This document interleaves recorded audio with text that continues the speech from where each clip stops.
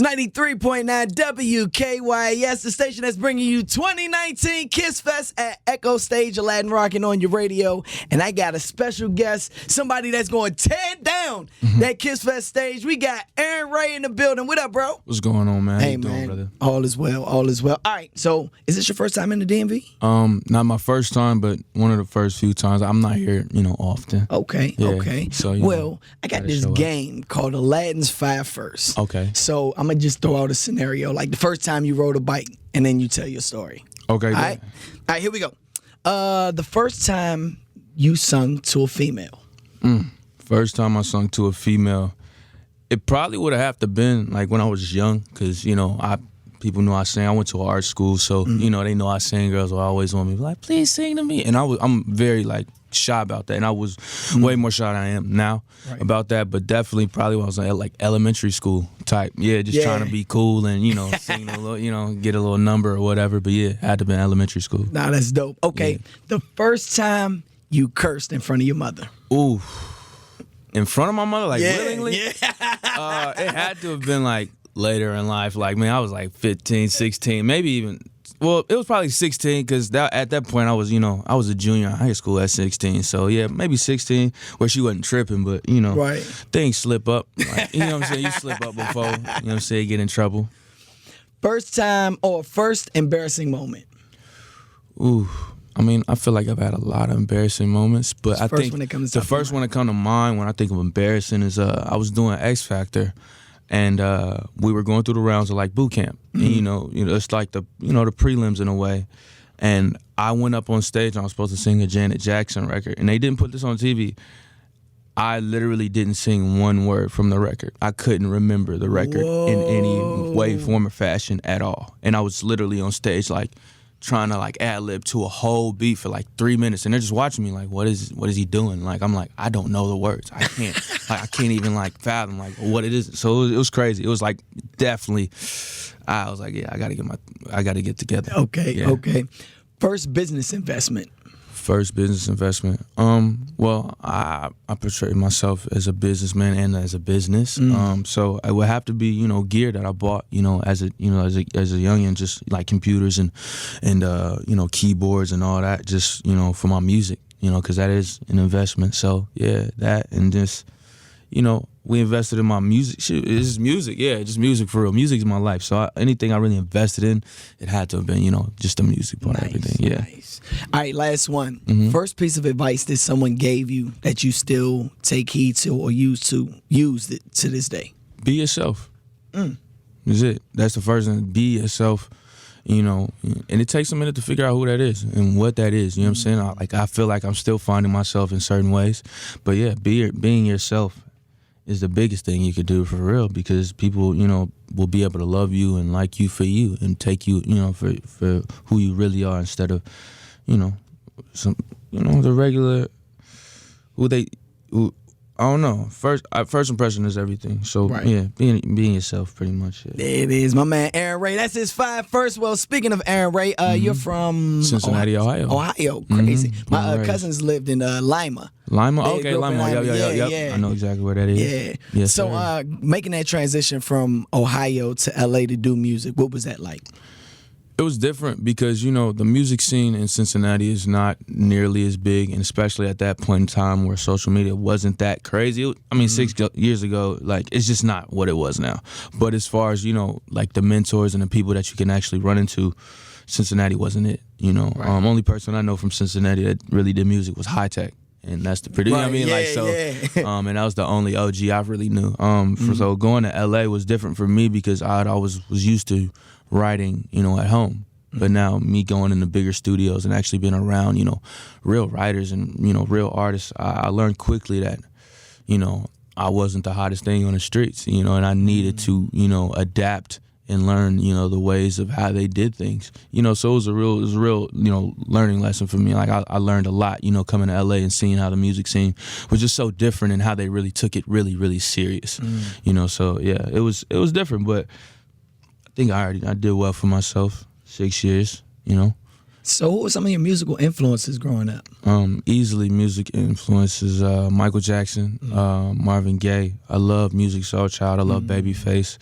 Usher was my guy for the longest. You know, the Neos. I really like the R&B joints, but I'm really big in all genres. So I listen to a lot of like Phil Collins, Bee Gees. Like those are my like the Bee Gees is hard, bro. Yeah. So it's a lot of different people, man. I get into all types of music. If it feels good, I'm there. Nice. Talking to Arin Ray right here on 93.9 WKYS. All right, so before you got into the studio, when was that moment that you was like, all right, I'm going to take this serious as a career? When I started taking my music serious was really like 9th grade. It was like high school because I tried to like pretend I wanted to do like other things like sports and, I tried to find excuses to not do music because that was what was kind of in my future. Like my mother did music, my father was a drummer, so it was just like it was kind of runs in the family. So I was trying to if I could play football or whatever, but I just realized I wasn't that tight at all that. So nice. 9th grade is when I really started taking it seriously, and then 10th grade was when I did the X Factor. So that's when it kind of all started. Nice. Yeah. Do you play any instruments? I play keys a little bit. I'm learning the drums. I've always kind of self-taught myself instruments. Yeah. So even if I don't play it, I'll learn it. You know what I'm saying? I'll learn it for the song. So I play guitar on my songs. I play bass on my songs. On my new ones, I play drums on new records. So it just depends. And I can finesse anything. So get it together. I like that. My guy Arin Ray hanging out. All right, so let's talk about this Platinum Fire. Yes. How did we get, that name? Platinum Fire. I don't know if I could tell you the real way. Yeah. Come on. We ain't cutting here. Okay. Well, Platinum Fire, and it's really not that interesting, but it's a strand of weed. So Platinum Fire. So it's not really that interesting, but the name itself stuck with me, and I made a record called Platinum Fire that's actually on the album that kind of set it off for the whole, the tone. So it just gave me a vibe, really, more or less than, the name, and it just sounded cool. So I just ran with it. Right. Yeah. Right. Well, for those that haven't heard the project, like, how would you describe it, and who'd you work with on it? I think it's pretty soulful. It's got a lot of hip hop influence as well, but I definitely dab in different genres, try to switch it up. It's very progressive as the album goes on.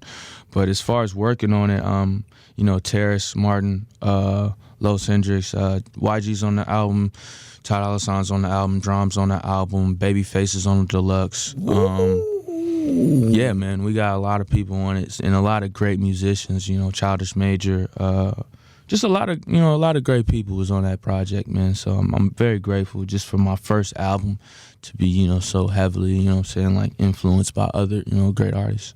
That's fire. Yeah, man. Did you actually get to go in the studio with Babyface? Oh, for sure, yeah. What was that experience like? That was the dopest thing, man, because, like, I'm working at his studio, Brandon's Way, and out in L.A. or whatever, Chris, I'm working with one of his producers that he, has, and, from time to time, he just pops his head through, so, this particular time we're working on Always, and we're just kind of writing it, and he comes in, he's just, bobbing his head, he's just like, what's this? And he just, like, asked if he could write on it. Wow. And it was dope. I was like, wow, man, like, for somebody like you to just be, writing on my record, that's crazy, But I was pleased that he liked it. And then eventually, like maybe a week or two later, I was like, yo, I asked Chris, like, yo, we think we can get Face on the record? And he's like, yeah, I'm pretty sure. So he asked him, first thing, he's like, sure, yeah, easy. Had the song done in like a week. So it's like, yeah, Babyface is, I gotta say, is one of the coolest dudes I've met out in the industry. For him to have that many hits and just, even care to work with me, is dope. It's a blessing. And it's my mother's favorite artist. So wow. And I put my mom on backgrounds on the record. So it was like, it was just a special thing. It was just a special thing. That's the record that probably means the most to you. Yeah, for sure. No, for sure. That's dope. That's dope. My guy Arin Ray going to tear up that KYS Fest stage. We're playing Change. A lot of people loving that record. Can you just talk about the inspiration behind that? Inspiration, for this project I was working on, I was really trying to hit the R&B thing. I really get that. So I was really trying to take from, in a way, the 90s era, because it just seems so, that's kind of working right now. So we got the Only You little sample in it. Well, not even sample, it's like interpretation of that. But yeah, it was just real R&B joint, like just real R&B love. And Kehlani got on the record just being a cool friend. Right. She was around the corner when I was like, she get Kehlani on the record. It was easy. She came through with the baby, did it, and it was great. So yeah, the record came about really, really, organically. So that was the coolest thing about it. Yeah, it's just a soulful, fun, I think, record. And I think, I'm very grateful everybody's, messing with it, because I've never seen, any of my songs do what it's doing. Well, can we play it for the people right now? For sure. All right, can you introduce the record? All right, yo, everybody, what's up? This is Arin Ray, and this is my new record, Change, featuring Kaylani. Blast. What can they expect from you on that KYS Fest stage? Oh, they can expect a show. I'm gonna bring a lot of energy. I'm gonna try to set the tone. So anytime I get on stage, I try to leave it there. I try to leave my all there. So you definitely gonna get a really good show. And yeah, you get me. So it's gonna be cool, man. I'm very excited. Brother, I'm excited to see your growth. You're doing amazing things already, Thank you. I know it's only upwards from here. So if people want to get in contact with you on the digital platforms and all of that, how can they do that? Well, you can catch me anywhere. I'm on all, musical platforms, whether it's Spotify, Apple, Amazon, all that.